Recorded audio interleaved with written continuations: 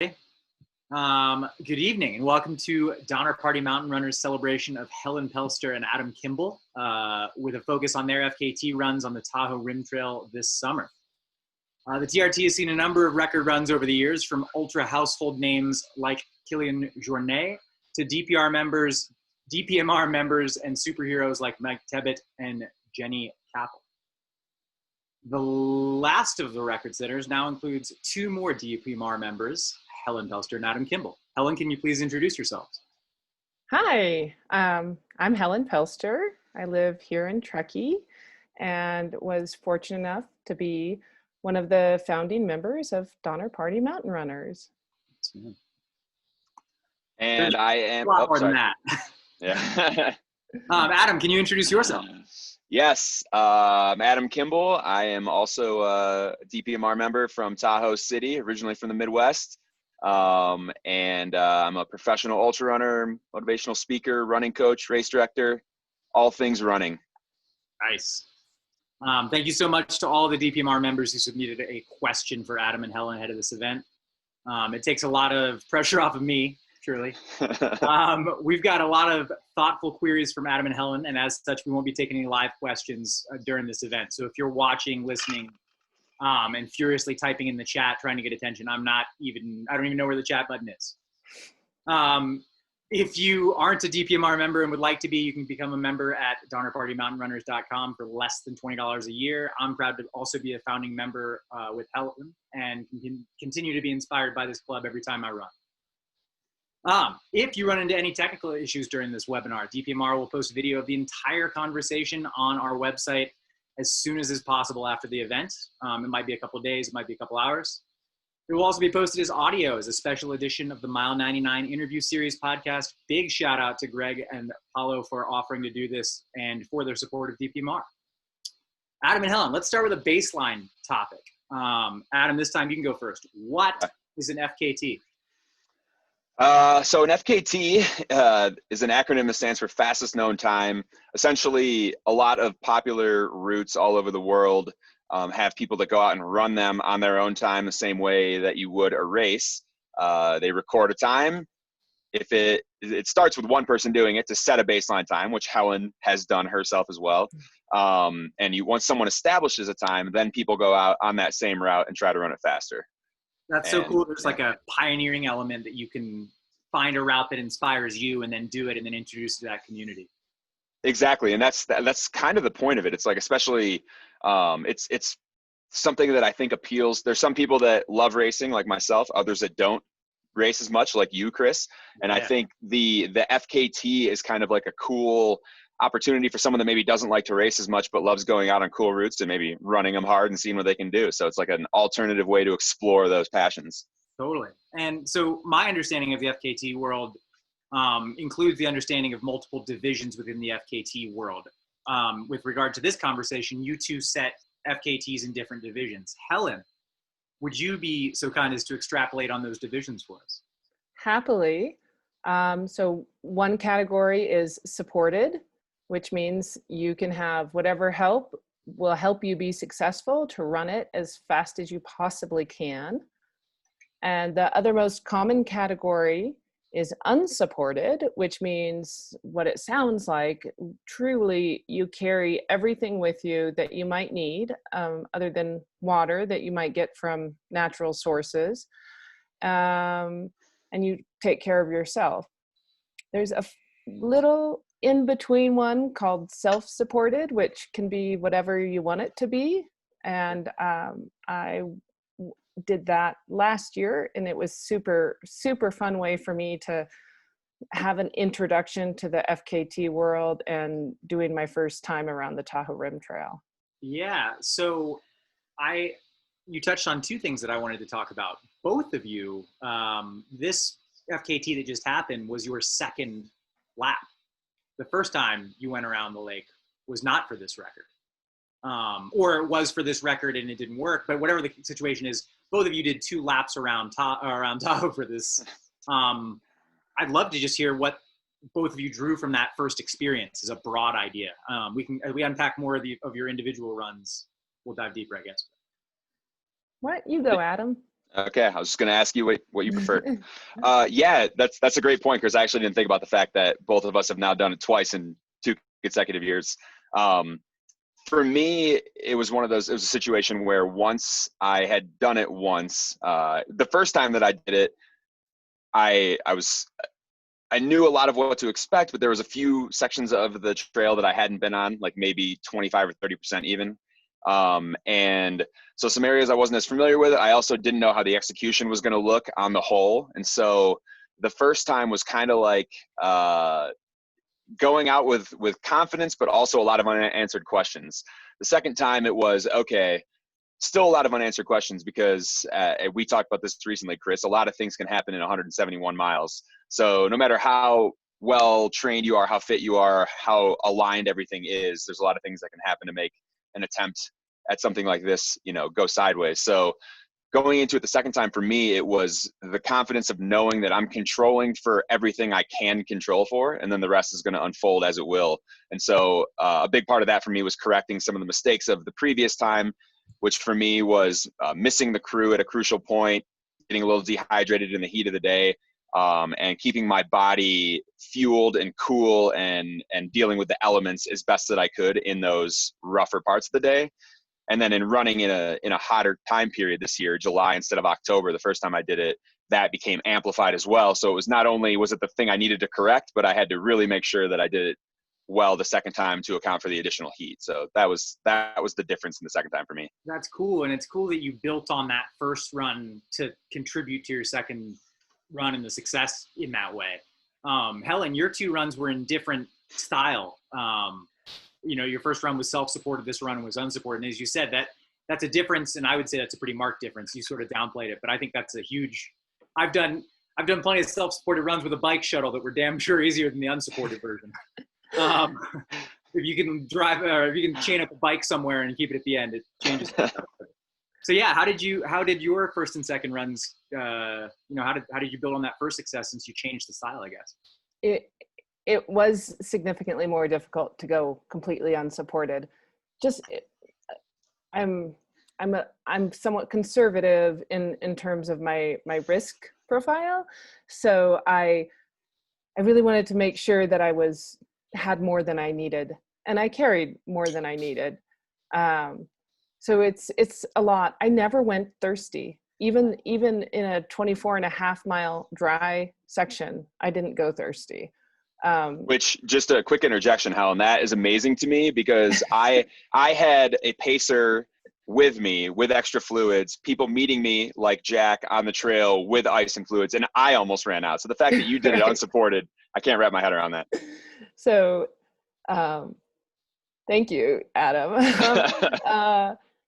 I will say I can't wrap my head around basically running a 171 mile race, which doing it supported is a lot more like race pace, a lot more. Whereas when you're out there at that distance on your own, it's more about finishing and the endurance of the event. So what I learned between last year I did it self-supported. I had cached food in bear boxes at trailheads. It was frankly quite luxurious. My biggest challenge, my biggest fear going into it was being alone and cold at night. And it turns out that's not even scary. If you don't want it to be, it doesn't have to be. You just be like, whatever, this is what I'm doing. I'm pulling out my sleeping bag and I'm going to sleep here on the earth, like humans apparently have always done. It turns out it's not even scary. It doesn't have to be. As someone who spends a lot of time running around in the mountains and laying down in the dirt, I will tell you, when you strip it down to I'm going to bed either way, once you admit that that's happening, or I'm going to be out here all night either way, it's very peaceful. The embracing of it changes everything. Absolutely agree. And so, once I got over that, this year was a heavier lift, literally in terms of the weight, but it was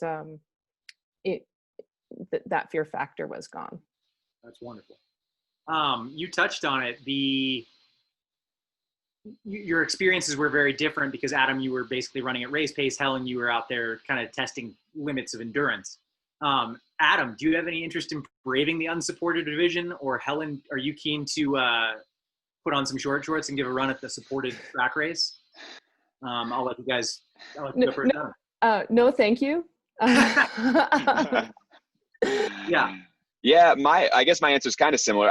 I'm very, the unsupported stuff is very intriguing to me. Actually, in 2017, myself and a friend ran the length of Great Britain, so a little over 1,000 miles self-supported, because back to Helen's distinction earlier, the self-supported, unsupported thing, once you get past a certain amount of miles, the unsupported doesn't become an option any longer because you can't carry a month's worth of food, or you could, but no one would want to.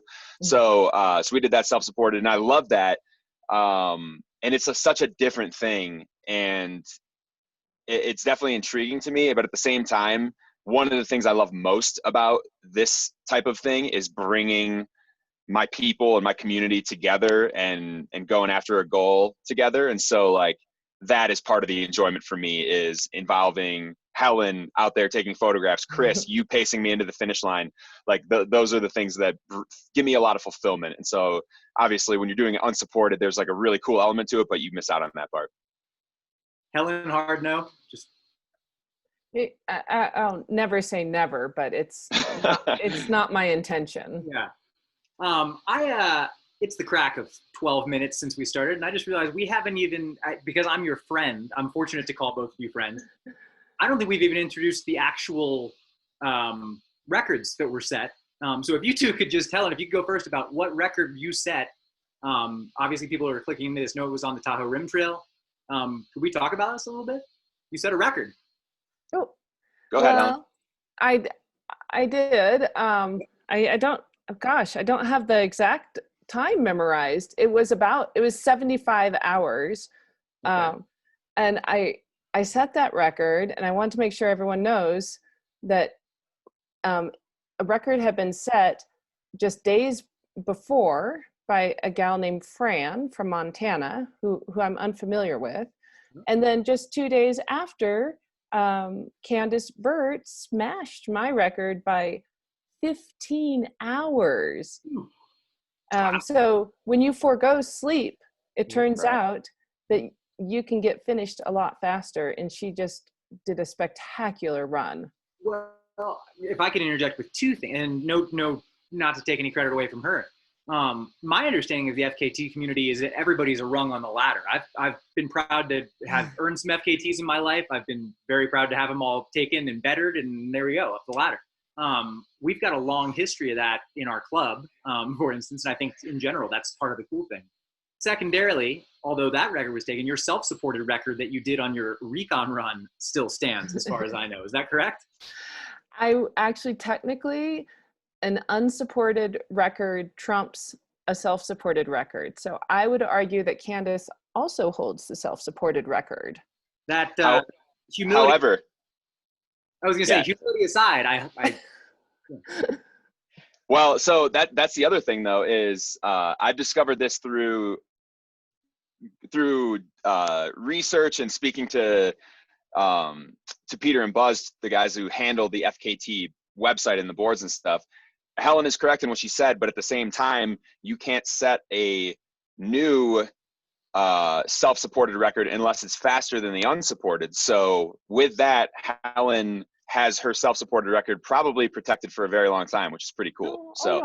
No, it was slower than my own unsupported time beat my self-supported time. But your self-supported time is still a record. Well, I don't think so. It's all good. It's the humility. It's the humility. Thank you. Let's talk about Adam's killer time, because I was gonna say, a couple of badass laps from Helen around the TRT. Adam, talk about you. Yeah, so the previous record holder for the Tahoe Rim Trail supported FKT was Killian Journay, and he set that record in 2009, and I'm 33, I think he's 32, so what does that make him, like early 20s when he set that record, which is wild. So it stood for over a decade, and I finished in 37 hours and 12 minutes. So I took pretty much exactly an hour and 20 minutes off of his 2009 record. And I'm going to shed a little light. When he did it, the official distance back in 2009 was 165 miles. When Adam, you did it, it was 171. So putting an hour and change in a million while throwing in an extra 10K, as one does. Yeah, it's interesting. I actually, just out of curiosity, I reached out to Peter Bachman, one of the guys I mentioned a few minutes ago, about that, like how that works. And he said, just to shed a little light on that, typically how it works is if there's a trail that changes a lot over time. So for example, the Superior Hiking Trail in Minnesota used to be 200 miles. Now it's 300. That's a huge gap, obviously. So they have a 200-mile Superior Hiking Trail FKT and now the updated 300-mile one. This one was a little bit weird because it's 6 miles, which is something for sure, but not that drastic, right? So I asked Peter about it, and he's like, honestly, this is not something we normally deal with. How we would probably handle it is if you run, that ends up being like 4% of it. He's like, if you run 4% faster than Killian, technically you would have the FKT, but there would always have been a debate had that been the case, you know? Yeah, the cake would be a little less sweet at that point, I think. Yeah. Well, hey, stoked on the bonus miles. Helen, why'd you zero in on the TRT FKT as an objective worth training for, goal worth chasing down? Like why the TRT? The Tahoe Rim Trail is in our backyard. As I mentioned, I live in Truckee and Adam lives in Tahoe City. And the official start finish of the trail happens to be in Tahoe City. So it was twofold. I think I know I can remember being inspired by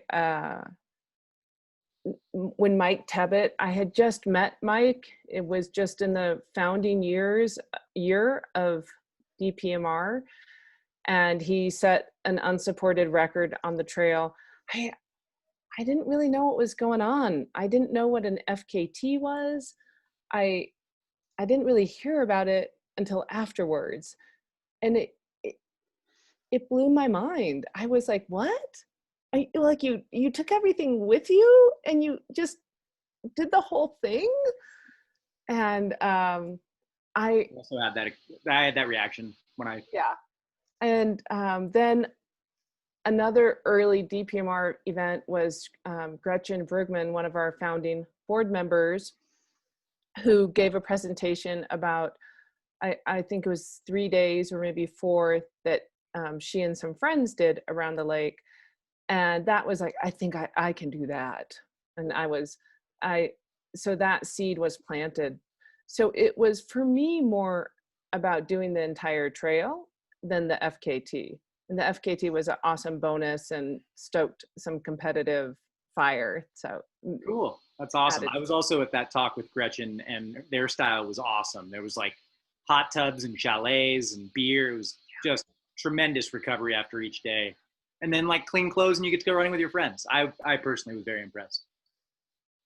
Adam, why you? Yeah. My wife Karen and I have moved to Tahoe from Illinois almost 4 years ago. It'll be 4 years this October, November. And since moving out here, we've lived in Tahoe City for most of that time, Tahoe Vista before that, but we've been on the lake the whole time.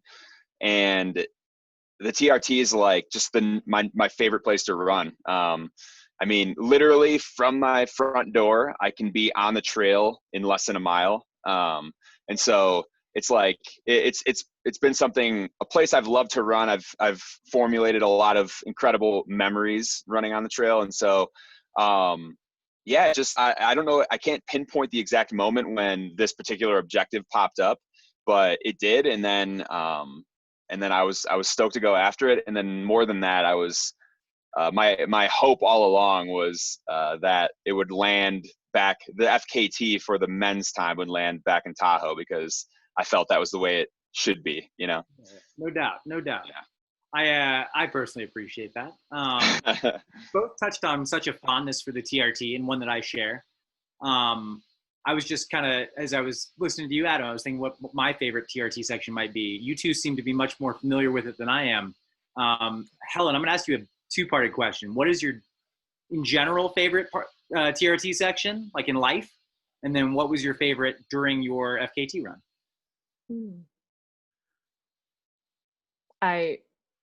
Everybody loves Desolation Wilderness, and so do I, of course. It's difficult not to because it's very beautiful. But I have a fondness for Brockway to Rose. It's mostly uphill. It's a fabulous 15-mile climb. You see the lake for a long time, and then it's a fabulous 5-mile down. But I love every part is special, and it's all good. Funny, there were two favorite experiences from last year. My favorite experience was headed up Snow Valley Peak, which is on the east side, as the sun was setting, and looking across the lake and seeing Castle Peak. It was super special. I have a colleague that measures his days by how many times he gets goosebumps, and I just got a few, so I'm pretty sure. It was, this year, the tears almost started when I saw the Truckee River right near the finish. I was like, it's happening, and so that was really special. That's the best. Yeah, it's the best. Adam, how about you, man? Yeah, for me, it's funny. My answer for favorite just in general is the first 20 miles, the section from Tahoe City to Brockway. And I think it's the section I run by far the most, but I think it holds like that place in my heart because some of my first longer, bigger runs out here were in that section. You and I, Chris, a couple times we went from Brockway to Watson Lake and back. And I don't know. I think it was just kind of like an introduction to Tahoe trail running for me. And so I always think of like I have an incredible fondness for that beginning section of the TRT. As far as during the run for me, my answer is Desolation, and not because of how beautiful it is. Desolation is incredible, but because during that section I was running with Peter Fain, another founding member of DPMR, and also my coaching partner with Run on Dirt coaching. And you friend of all of ours. Yes. So during that section, Desolation, Peter kind of put the pedal to the metal and was really cracking the whip hard on me. And that was when switch flipped. And that was when I was climbing up to Dick's Pass, which is about halfway through the Desolation section. And that was like the moment when I thought to myself, we're going to do this. And so I'll always remember that moment of, climbing up to Dick's, turning around, looking at this incredible view, and then thinking we're going to achieve something great today. And that was a special moment for me. Hell yeah, man. I'd love to share like something Adam may not know about that. Please. Yeah, please. Yeah.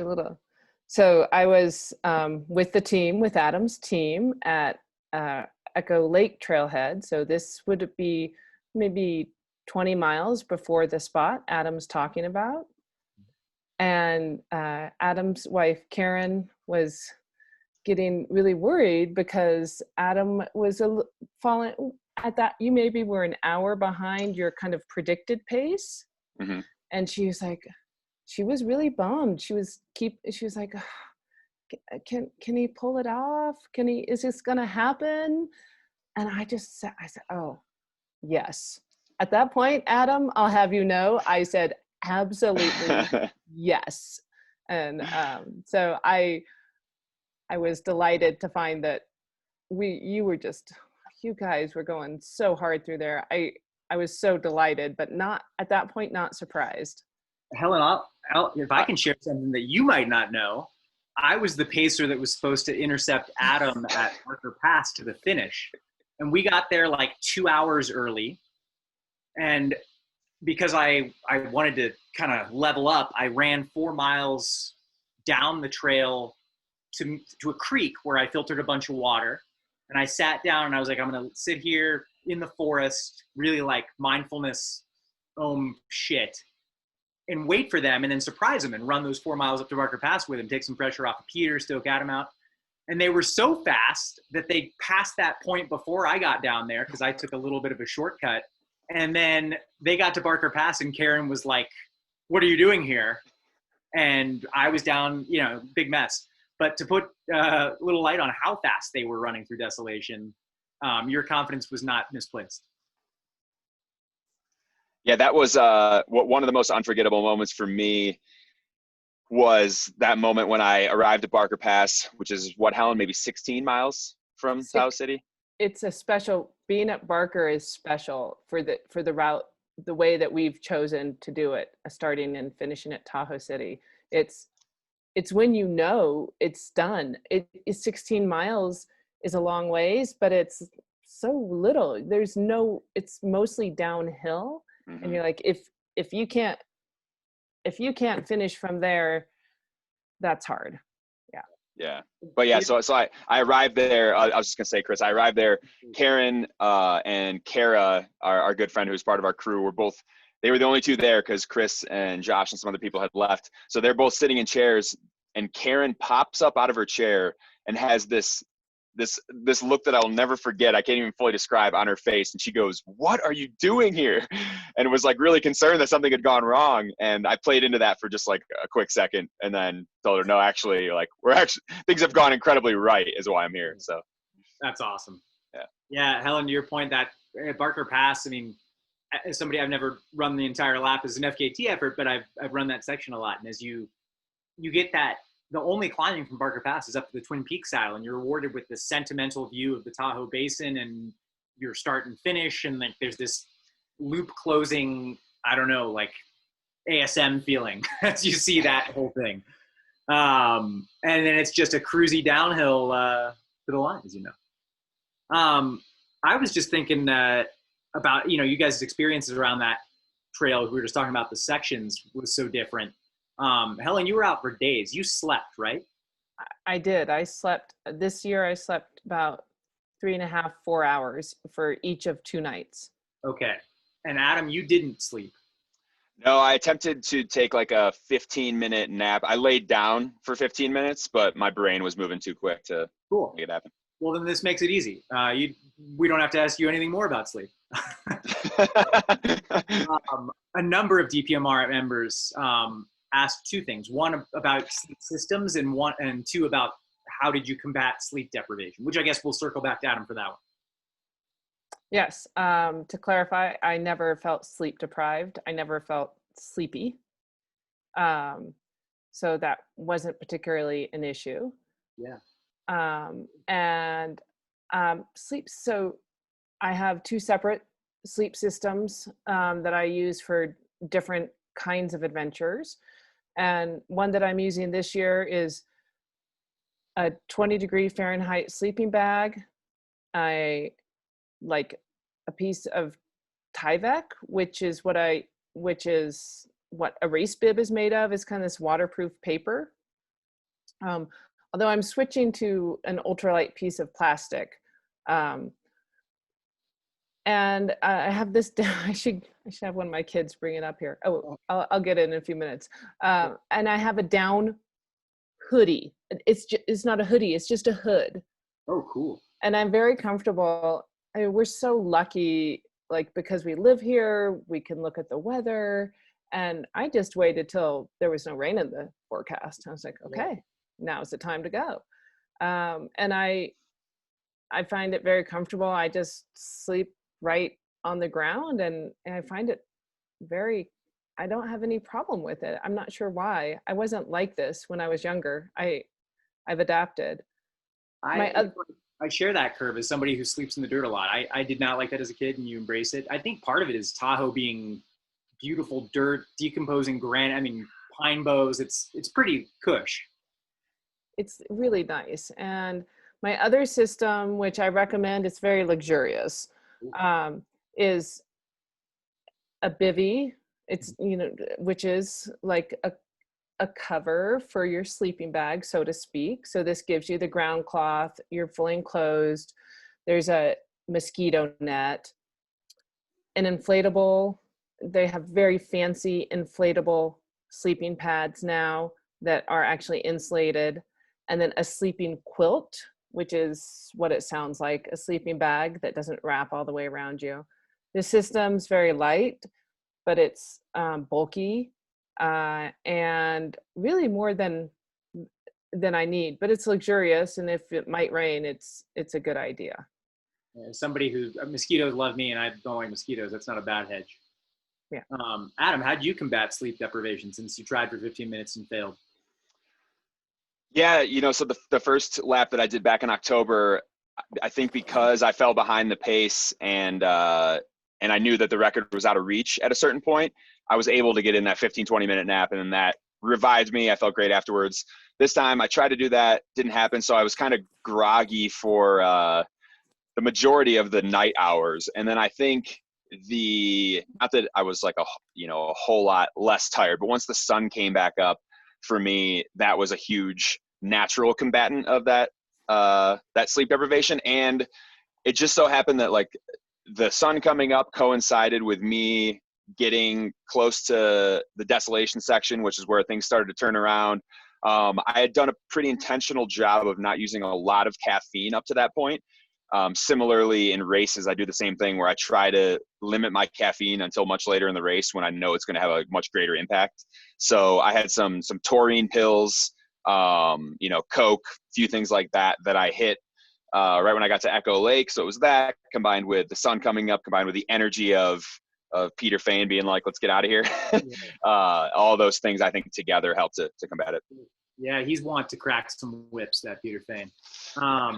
You kind of touched on it a little bit. I'm interested. Oh, Helen, you've got your hoodie. Ooh, there it is. Oh, not only luxurious but a bit chic. And it acts like a pillow and an insulator, but then I also use my pack as a pillow. Oh yeah, that's a good idea. Helen, that looks like what football players used to wear as helmets like 100 years ago. I need some padding. You touched on it a little bit, Adam, with Cokes and stuff. You had a crew and basically an unlimited menu of options. I know I helped arrange for iced coffee and boutique CBD oil at certain aid stations. Helen, you had to carry everything you ate for 4 days, which obviously changes the menu a little bit. Helen, could you talk about your nutrition strategy, how you thought about it, what you tweaked from 1 to 2, stuff like that? Sure.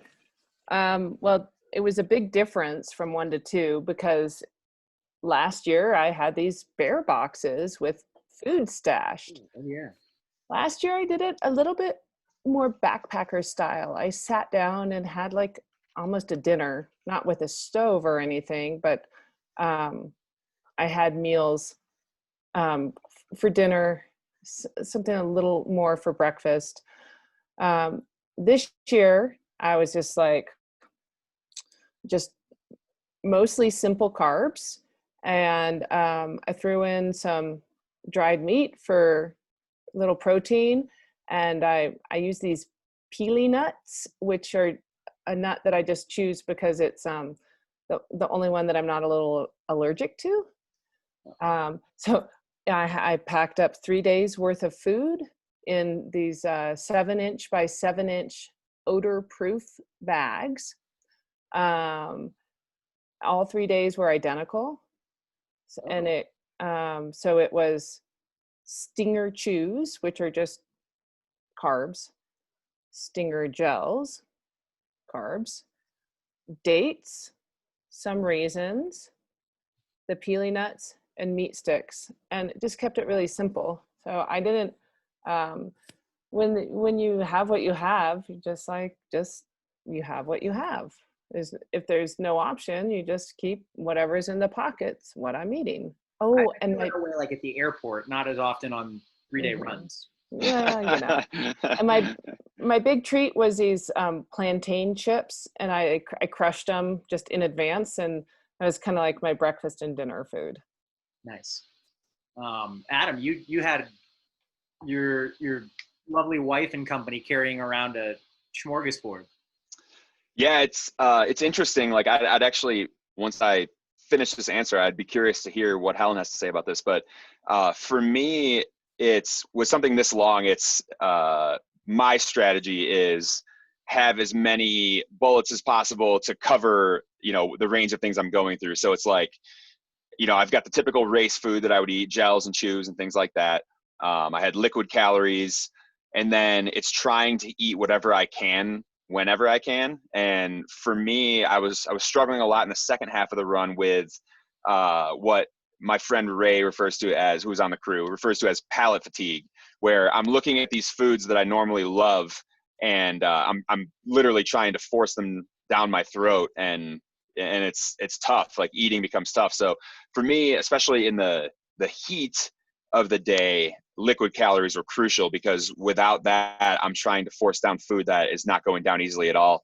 And that was problematic for me. And I think if I didn't have as many liquid calories as I had, I might have been more apt to get behind on that. But what I'm curious to hear from Helen is, it sounds like she had a pretty targeted strategy as far as what she was bringing, but I'm curious, knowing that you were going, because to be clear, Helen is an incredibly well-established, successful ultra runner who can go fast when she wants to, but for this particular objective decided not to go as fast. So I'm curious if slowing down, Helen, if you experienced that palate fatigue, or if it was like you were going slow enough that you just had the snacks you had and it wasn't a big deal. That's a great question, and you exactly identified the issue. So it might not be palate fatigue, it might be stomach fatigue, because your effort level is so much greater when you're at race pace, that there's not a lot of blood left over to process food in the gut. So absolutely, when you're more fast hiking pace, it's a lot easier to keep the food down. And I will definitely concur, like, any successful 100-mile race I've had has been 90% liquid calories. Yeah. Huh. Both of you ran 2 laps to get this, and clearly you guys have thought about your nutrition, you've practiced it, you've been successful with it in races and out of races. Would either of you change anything about your nutrition strategy for a 3rd TRT lap? For me, not really. No, I think my general strategy was sort of race foods, liquid calories in between aid, as much real food as possible at aid. And that seemed to work well for me. I think, kind of like what Helen pointed to, the processing of food can be a challenge, especially when you're moving quickly. So trying to get more of that real food at a time when you're taking a bit of a break tends to be advantageous. So that was kind of the strategy. Eat as much real food, whole food as possible when I'm sitting down with the crew. And then, the typical race food that might be easier on the stomach, or liquid calories when I'm out on the run. So generally speaking, I think I would keep it about the same. Eat as much as possible when I'm sitting down is now a life motto. Helen, you seem to have a little bit more of a finely tuned nutrition plan because you had to carry all of it. Would you change anything? I would take less. I'm pulling up right now my spreadsheet. Yeah. So I took, just want to see my total. Shout out to all the spreadsheet dorks out there. My wife is pumping in the other room watching this. Excellent. Yeah. Helen, I was going to say, for me, while you're looking that up, I took around 3 to 350 calories an hour. So I think I was at about 12,000 calories total for the whole thing. And a lot of that was liquid. So that is fascinating, because I consumed but exactly 11,677 calories. I weighed and measured my leftovers. But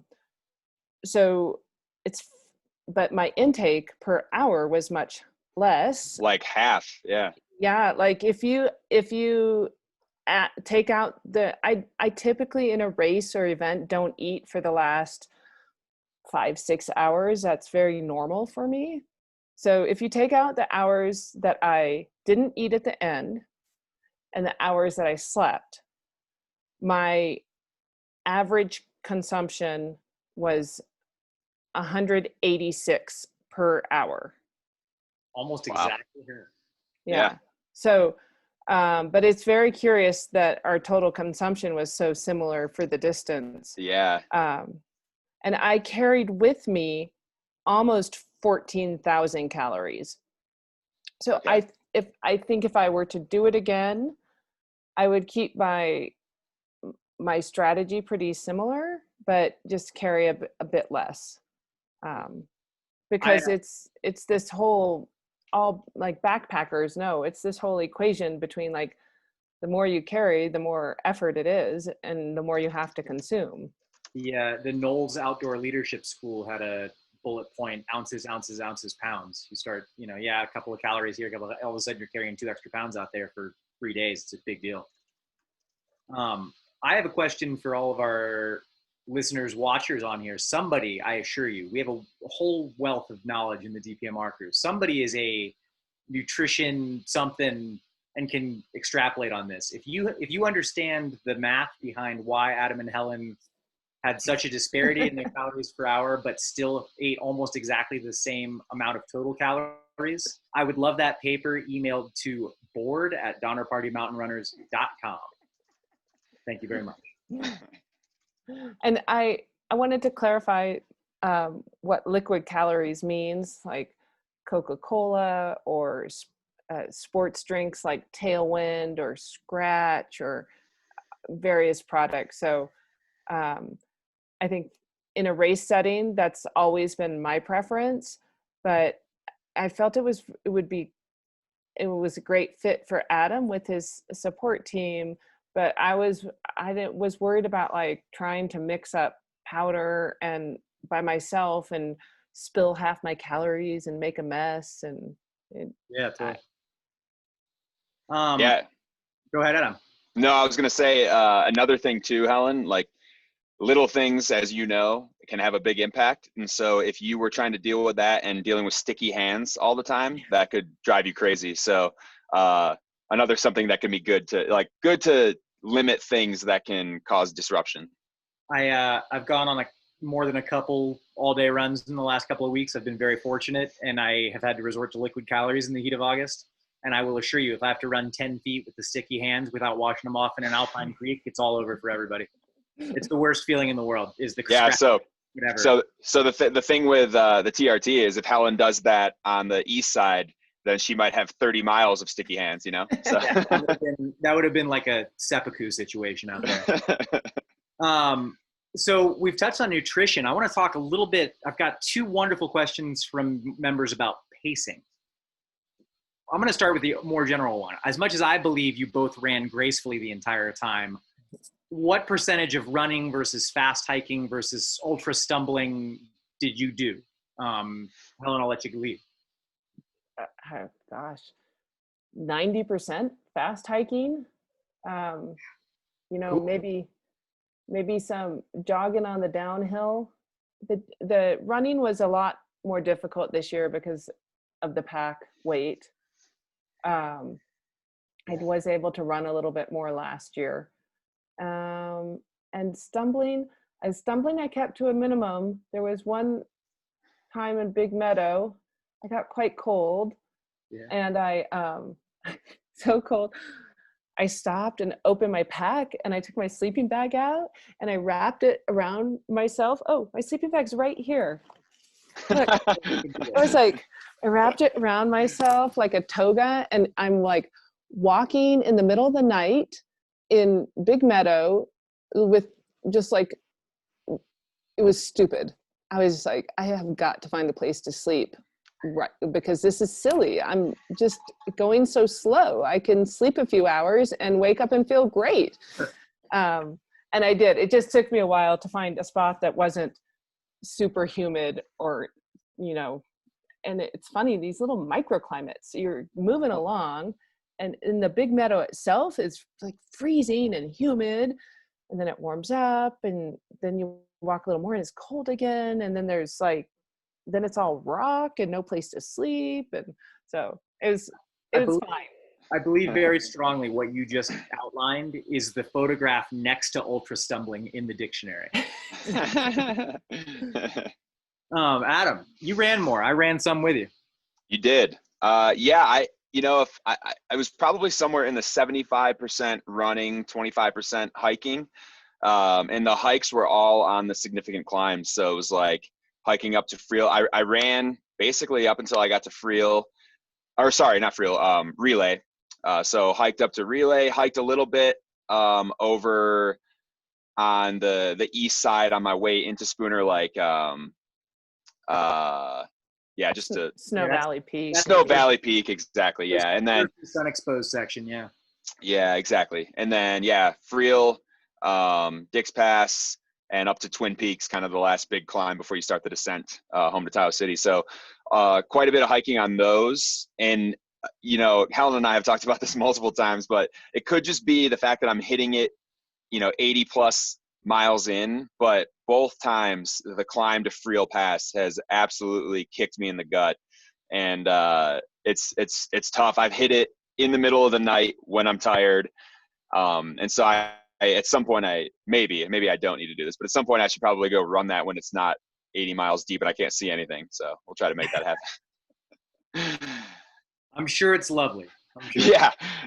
Same. I would like to think that. So.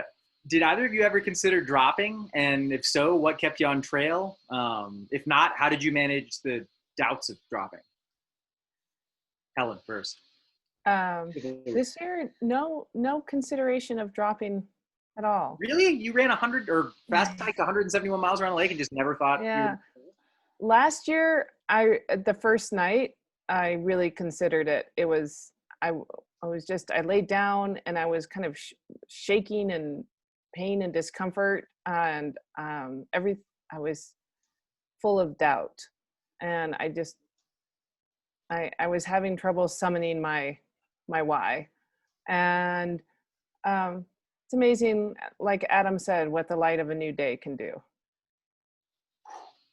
True. Yeah, I did contemplate dropping. I think for all of the positives that a second attempt on something like this gives you, the maybe one negative was that I had done it. I had completed the lap before. So in my head, in the middle of the night, I'm falling a little bit behind pace. And I'm like, dude, you've done this before. Like, you've fallen behind pace and completed this before. You don't need to do that again, right? So I had a few of those thoughts during the night, and Mike Sinceri, a DPMR member and a good friend of ours, and Jeff Reifers, another DPMR member, good friend, paced me through those dark sections. And both of them, I never explicitly said I want to quit. In my head, I was saying that. To them, I was saying, I don't feel good. I'm getting really tired. The legs aren't working. And both of them were overly positive about how well I was moving in spite of that. And so in my head, I'm like, this is getting annoying. I'm just going to wait till I get to the aid station, and I'll tell Karen when I get there that I want to quit. and then But your whole plan was, I'm going to get to the aid station and get my wife to listen to me. Essentially, yeah. But then what happens is you get to the aid station, and then the crew is there, and then they start pumping you up with positivity. And hey, you're only 45 minutes behind the pace if you move well this next section. And then it's like, they're not going to listen to me. I might as well keep moving. And then I'm married too. You're not 50% of that boat either. She's not listening either. Yeah. So, but then, like those thoughts, it's funny for every type of experience like this, where I've hit that low and thought I don't want to continue on and fought through it. That's over time made me a lot stronger in those situations. But what it hasn't made it is easier. It gives you more to draw off of, but it doesn't make in the moment dealing with it any easier. It's just, that you've been through it before. So you got to kind of go to that place and say, all right, let's at least, and I kept telling the crew, and Josh, who I think is listening right now, it made me face my own words. I told them I wanted to get to Desolation with about 50 miles to go and be within shot of Killian's time. And I got to Desolation. I was 45 minutes to an hour behind my projected time. And so like there was some wiggle room, and Josh said, this is what you said you wanted, dude. Here you are, 50 miles to go. What do you got? And I was like, yeah, you're right. This is exactly what I wanted. Let's go. So I obviously, I'm proud to know Josh. I'm proud to know Mike and Jeff. And I will tell you, if I'm back against the wall, stumbling through the dark, those are two guys I'd want out there with me. That's a lot of character. Yeah, no doubt. you had all this. Helen, you're stumbling around with a sleeping bag on and you got nothing. You have nobody. You're literally unsupported. I'm with Adam. I can't fathom the difference here. But it's not, because you do, because I know my tribe is watching. My husband, literally, when I do these things, doesn't sleep until I do. He's watching that dot go around a map for 3 days straight. And and the dot is, I use this satellite tracker. Adam used same and InReach as well. And it's great because it's a safety device. I did not carry a phone this time. I had my Apple Watch as a little backup, and because as an alarm for when I went to sleep. But so I know that everybody is there cheering me on, and especially I know that my husband is watching me very much from a safety point of view. So it's there. It's just in a different form. I can assure you we were. I was one of the many people clicking on. Same. I'd like to add one thing to that. What Helen said about Javier not going to sleep until she goes to sleep. Just a great recognition of the fact that, like Helen said, the tribe is always behind you. For her, there was a veil in front of her, and the tribe was behind that veil. For me, everyone was right in front of me. But it's amazing. You know, I talked about like bringing the community together and what that does for my heart and my soul, and how it fills it up. But like a couple, or maybe it was the day after or a day and a half later, whatever it was, after I finished my run, looking at Karen and Kara and Josh and Ray on my crew who were still around here, and like we're doing things, and I'm starting to come back to life because I hadn't been sleeping, and just seeing how exhausted all of them were. Like I am coming back to life and feeling good, and seeing how exhausted all of them are is like a physical representation of how much they put into it. And I know Helen knows what that's about too, but it's just it gives you such appreciation for the crew and everything that goes into something like this. Yeah, supported or unsupported, right? Yeah, it's not like, Helen, you don't know what that's like because you've done races, you've had a supported crew. I mean, you've got all that stuff in your experience. You've got a tremendous wealth of race and non-race experience. So I think we can all agree on that. Both of you just credited your spouses. And I know Javier and Karen, and they're awesome. And I understand, at least what I can see and understand, what their value to you guys as athletes and as human beings are. But how did they contribute to this specific FKT for you guys? Obviously, it's a little different, unsupported versus supported. But can you talk about your people? Adam, why don't you tell us about Karen? She's an amazing DPMR member, and she was our treasurer CFO for a couple of years. And yeah, Karen, I like to, so first of all, Karen is an ultra runner, distance runner in her own right. Yes, But for me as my partner, what I've been more grateful for than anything else is that she not only supports me and allows me to do the things I love to do, but she is passionate and energized about those things as much as I am. So when we're getting ready for something big, like running a lap around the Tahoe Rim Trail, she is equally excited to take on that endeavor. And that to me is everything, because then that takes all of the load of the logistics, the decision-making, all of these things off of me, and allows me to focus on putting one foot in front of the other, quite literally. So she's the glue that holds it all together. I think Chris eloquently stated this after I finished the run and broke the record. He said, I think Adam probably could have gathered together a group of other skinny dudes in short shorts to pace him during this, but there's no one he could have substituted for his wife to make this all work. And I think that's exactly what it was. I stand by it. And Helen's about to talk about Javier. Javier rode on his bike behind me as I was finishing my lap, so he was a part of mine as well, which was quite cool. I was going to say, I was with you at that time. You're either chasing or being chased by Javier on a bike. So my husband Javier is also an ultra runner, and we share great love for all things geeky. And it's a super fun to have a spouse that you can share so much with, so many hobbies, but that we can also be our own people. And I know that he's always extremely proud of when I go out and do these big runs, and that really helps motivate me. But also he's very supportive. He spends hours researching the best flashlights, not just flashlight system for me, getting the inReach dialed, and we enjoy learning about it together. And it's a lot of fun, not to mention the fact that we have 2 teenagers at home.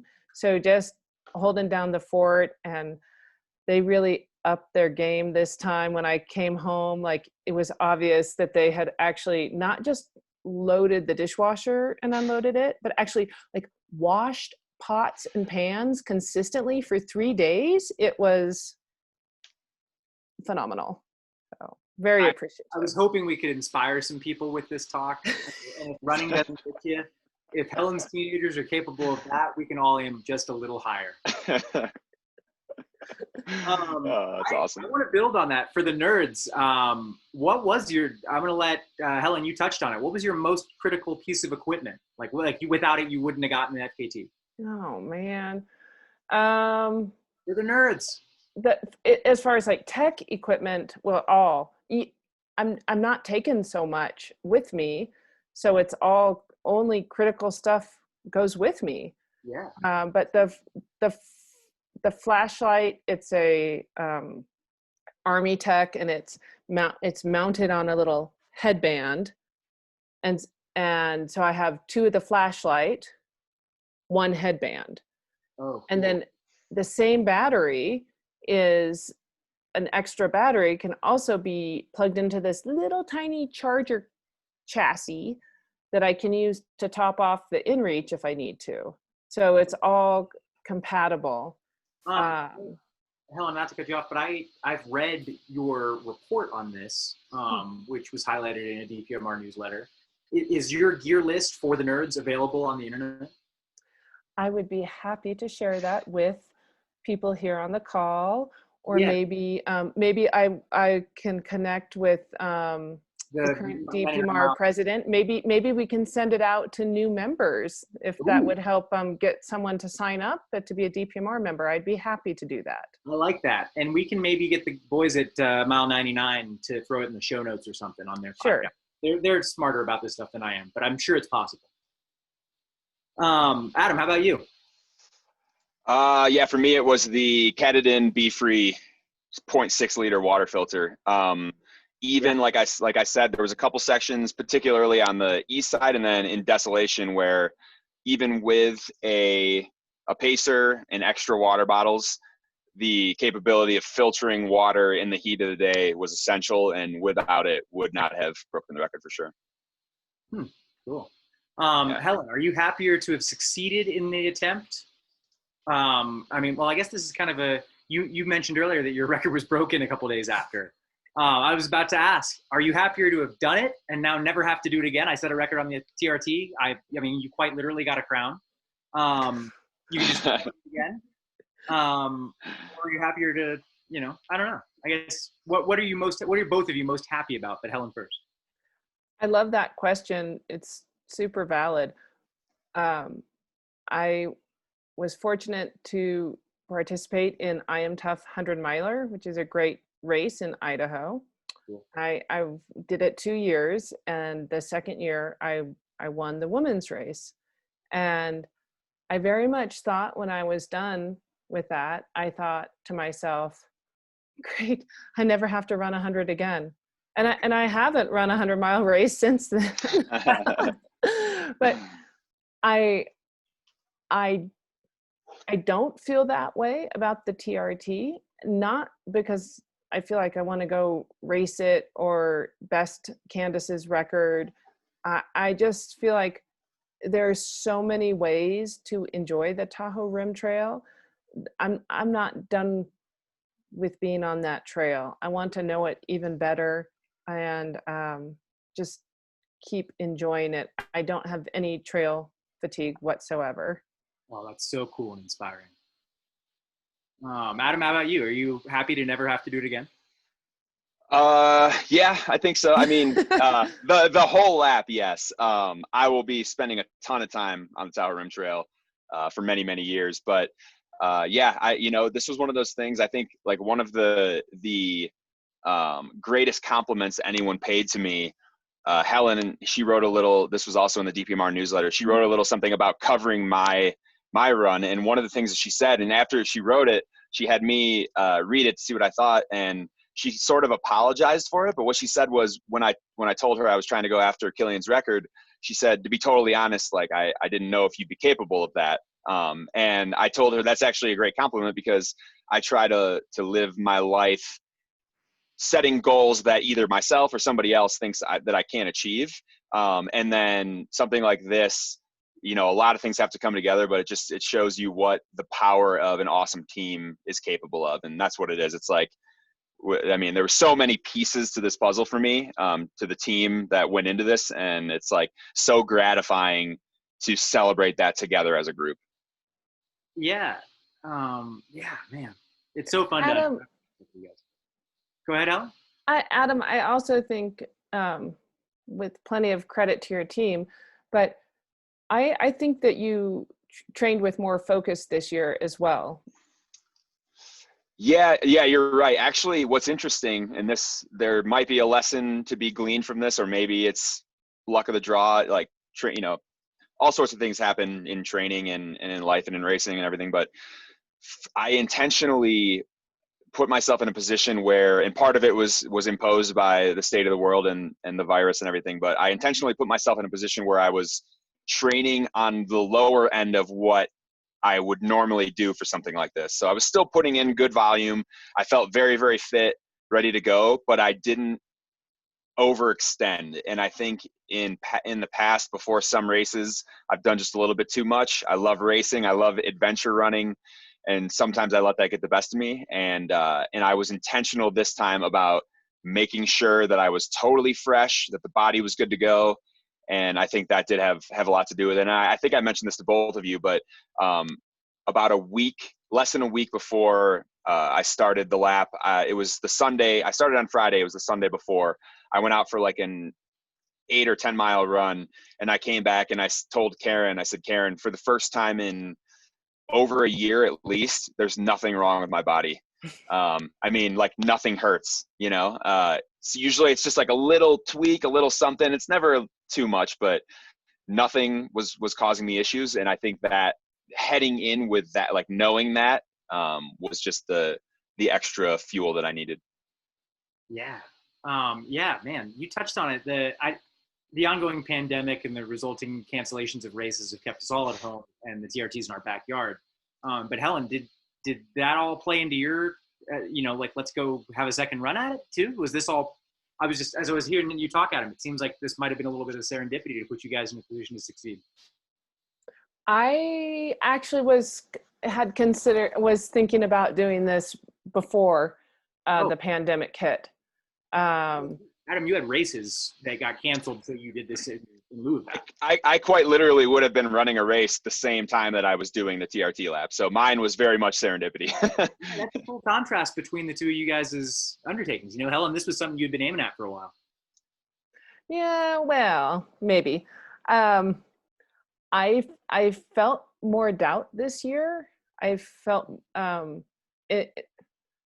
didn't have fear of being out there like last year. I had more fear of failure, and I tried to get out of it once or twice about a week before, and my husband thankfully would hear nothing of it. He's like, "No, you're good. We'll just wait. Once this weather system passes, you're good to go." And I was like, I don't really need to do this. So I appreciate him. It was true. To be honest, it was fear of failure. Oh man.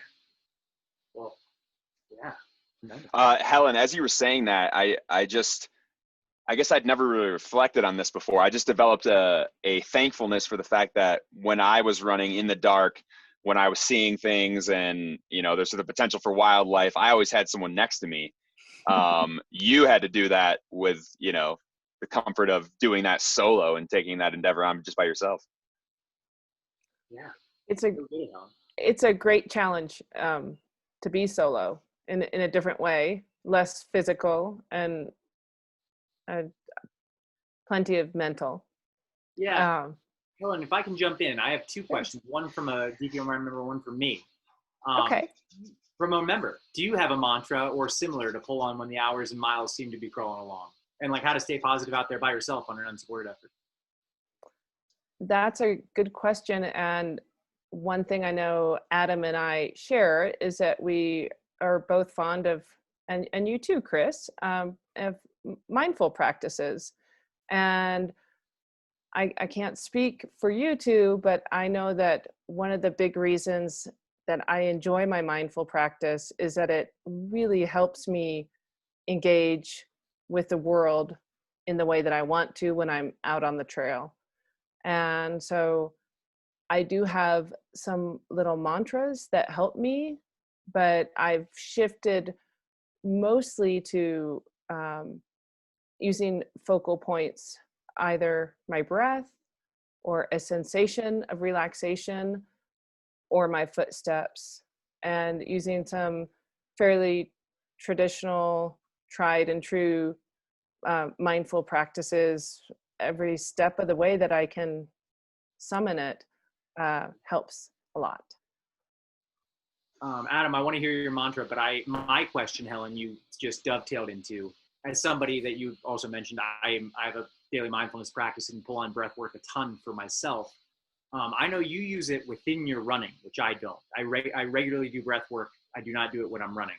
I'd love to just unpack how you view breath work, how you train it, and how it supported this run. Adam, we're coming back for your mantra. Hold on. Okay.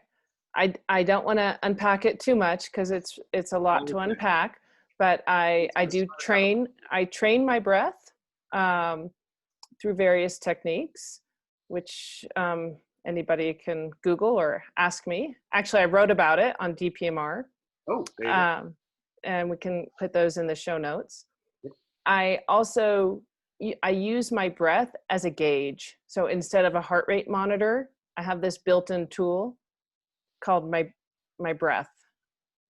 And then the third way is what I just mentioned, which is using it as a focal point.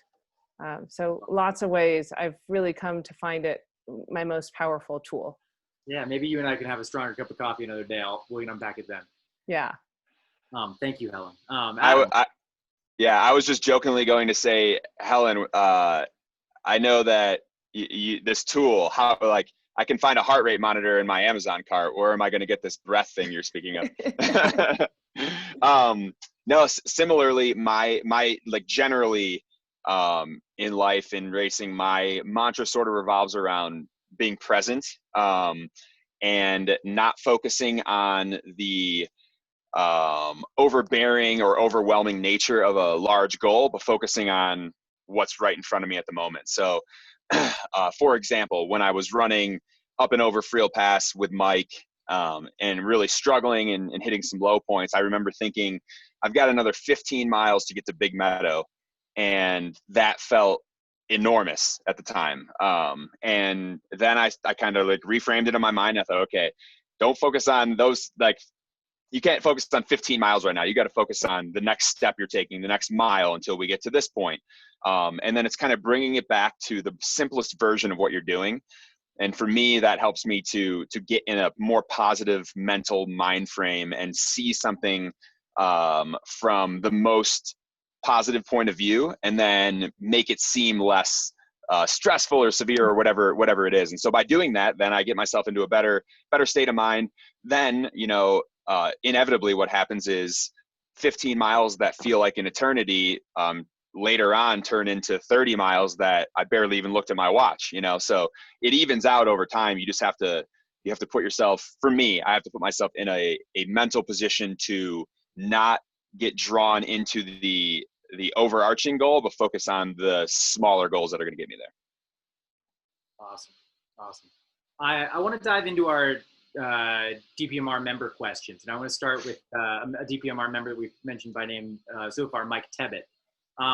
He has a question for each of you. Let's do these sort of rapid fire because there's a lot of questions from a lot of great folks and I don't want to diminish anybody. For Helen, this is from Mike.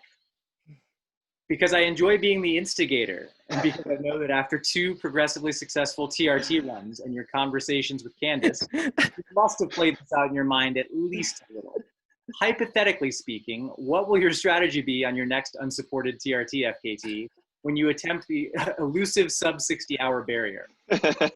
Securities are you willing to forego? If possible. As a test to answer the question for yourself, what are you truly capable of? Mike is the instigator. Hypothetically, this is only hypothetical. I would go much lighter. I would be prepared to go with only trail naps. I would not take my lovely sleeping bag, and I would take a pack that's lighter. My pack itself was very light, but I did get a little chafing, but just because it had a lot of stuff in it. So I would be committed to going lighter and riskier, frankly. Mike, I hope you enjoyed that. I recently got together with Mike, and he pointed out so eloquently that if you subtract Helen's sleeping hours, her and Candace's times are a lot closer. There you go. There you go. It's a good point. Adam, we touched on it when I asked you if you wanted to have a run at the unsupported record. Mike asked, given Kyle's amazing unsupported FKT a couple weeks prior to your supported FKT, in which it was pretty close. He looked like he might have had a shot at Killian's time as an unsupported lap for a minute there. Given the uncertainty of race goals in the future, would you ever want to run at that, want to run into that record? And if so, what would your strategy be? Hypothetically. Yeah. I mean, again, I think the supported at the current moment, supported records speak more to me, but I'm very much intrigued by that. And I don't think it's out of the question. It's hypothetical, sure. But I think there's a consideration in the back of my mind at the very least. And the biggest strategy would be starting at Spooner Summit. if you're going unsupported, taking the 30-ish mile gap of no water and splitting it in half and doing half of those miles right at the beginning seems, and if you ask Mike, he'll tell you the exact same thing, seems to be the smartest strategy for unsupported. So if I am to do it, I'm going to be starting at Spooner. Nice. That's a really good point. Helen, your record inspired an attempt that improved on the FKT time you set. I've had that happen, but this podcast is about you and Adam. How did you process that? We all, nobody wants to get beaten. Truly. Really. But it was only tough for a few minutes. Once I knew for sure she was out there, Candace Burt is very accomplished and she's very mentally strong. So I was quite certain that she would best my record if she could finish. But she's very bold and courageous, and she went so all out. There was a chance she wouldn't finish. So I watched and was really sad that I didn't make it to greet her in Tahoe City. Honestly, it was 2 days after I finished, and I just went to bed, and I feel awful about that because it's this, you mentioned the FKTs can be like rungs on the ladder. Once you're on the ladder, your name is listed there. But it's more than that. It's kind of this special little club that you have this great respect for anybody who accomplishes the same. And it's more camaraderie than competition, truly. Just quick interjection, because that was a great point. I just wanted to say, prior to my run, I talked to Helen a bunch. I talked to Mike a bunch. Kyle, who set the men's unsupported record. Another friend, Logan, who he completed but didn't set the FKT on the men's supported route. Like, to Helen's point, people that are doing this are all talking to each other, and it's this cool little like unique group that are brought together by this shared experience, which is kind of a neat thing. That's super neat. And to that point, Helen, I'm sure Candace understands 2 days after the run that you were just a little tuckered out. She gets it. Adam, surely you know that your FKT will eventually be improved upon. What do you think is possible? How low can it go? Yeah, that's a great question. I mean, you know, I'm hopeful that my record stands for a while, like Killian's did. But at the same time, you know, like looking back on it, for me, there was a few points when I took a little more time at aid stations than I probably needed to. It's one of those, it's a delicate balance. When I'm racing a 100-mile race, I spend almost no time at aid stations. It's in, out, in, out. But something like this, for me, there's just like a reset, mental, physical, everything that happens at aid stations. And I try to build upon that. And so, you know, I think I want to say maybe like 3.5 hours of not moving time that was part of my overall time. I know that sounds like a lot. And when I told Peter that after the run, he said something like, looks like you dilly-dallied and got pampered for 3.5 hours in the middle of your record. And he's not totally incorrect on that. But the point being, there's definitely, you know, if things go well, time can certainly be taken off of that. And I think I could improve upon it quite a bit as well. But it's one of those things where when you're in it, you got to do whatever it takes to put yourself in the right frame of mind moving forward. And that's what I did. Yeah, it's always hard to turn down a foot massage, dude. Yeah. These are great great DPMR member questions. What is the funniest insight from your run? Watch data. For instance, I had a run once that included a 75-minute mile. I don't know who sent that in, but I salute you. Anything come to mind, Helen? Well, I didn't take a watch. Oh, that's right. I had my Apple Watch, but it was turned off. Oh, cool. Huh. All right, Adam. Yeah. Just like you should recover for 178 hours. Yeah. 178 days probably is what it would have said. No, so the watch that I have is a Coros Vertex. One thing that's kind of cool was I finished a 37-hour run and still had 36% battery life left. That was pretty wild. But so when I finished, I can't remember exactly, but just to give you an idea, and this isn't counting, you know, like, for example, yeah, I'd stop at an aid station for 30 minutes, not counting miles like that. I think my fastest mile for the whole thing was around 7:30, and the slowest was low 20s, maybe 22 minutes when I was actually moving. And that's not counting a couple, like on Strava, it would show you an hour or whatever for a time I'm at an aid station. So yeah, pretty good spread. But overall average pace was just over 13 minutes per mile and varying from 7:30 to 22. Yeah. Helen, what is the advice you give your past self the night before your FKT run started? Oh dear.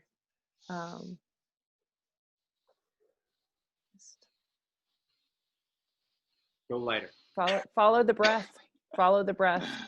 I don't know. They just. I want that. That is a great bit of advice.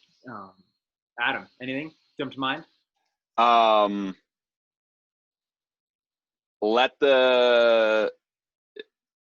Take the next step and let the team take care of the rest. Hey, there you go. I have 2 questions left. The first one is for both of you. And I guess the second one I'm interested in, Helen, your response as well. What's next for you guys? Any objectives on the radar? Any adventures, anything like that? Any non-running stuff you want to talk about? I mentioned our 2 teenagers. We're starting distance learning again, so that's big. But I have been enjoying, my daughter has a project. It's the Truckee Tahoe Peaks. And we've identified this list of 20 peaks we've been working on together all year. Today we just did our 12th, Mount Lola. So we have quite a bit. We have quite a bit more work to squeeze in. So that's something that's keeping me pretty busy. What's the timeline on that, Helen? When does it end? September 20th. So we got, we have a lot of work to squeeze in. Hey, that sounds like a lot of days in the mountains over the next couple of weeks. I'm fired up for you. It's awesome work to do. There you go. Adam, how about you? Anything on the radar? Not specifically. Yeah, just it's been about a month since the TRT. I'm allowing myself the mental bandwidth to, regroup before some other things. But I'm going to look to the fall, end of the year for potentially some other shorter or race or FKT objectives, depending on if events are happening or not. And then right now, just Karen and I have been kind of adventuring, going on camping trips, finding fun places to run and enjoy life. So that's you guys are killing it. You guys are retirement post FKT. You guys are crushing. Yeah. This question, my final question on behalf of Donner Party Mountain Runners, is as Jack pointed out earlier, from your mom, Adam. How do you think running has helped acclimate to life during the pandemic? For me, it's been the great stabilizer, thankfully grateful for all of the things that we have, generally speaking, but super grateful for the fact that us living in Tahoe have a little bit more opportunity than, say, somebody living in a city to go out and run in places, even during a time where, especially initially, a lot of people weren't getting out, right? But here we had that opportunity, and so it was. I mean, without running, I'm probably a much different person. Thankfully, I don't know, but it provides that. It's where I go to think through life. It's where I go to soak up nature. It's running is a lot of things to me, and so having that as like something that has remained unchanged during a time with a lot of change. And change could be good, but in a situation like this, challenging change, it's been really special. That's an answer worthy of mom. Yeah, thanks, Mom.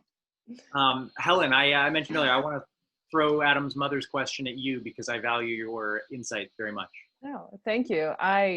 For me, it's more about being outdoors than necessarily about what mode I'm outdoors. So running, hiking, walking. Occasionally I manage to get in a bike saddle. And I agree with Adam that we're so fortunate that this is where we get to be outdoors, and that our relatives in Europe during the stay-at-home times, they weren't allowed to leave other than buy groceries.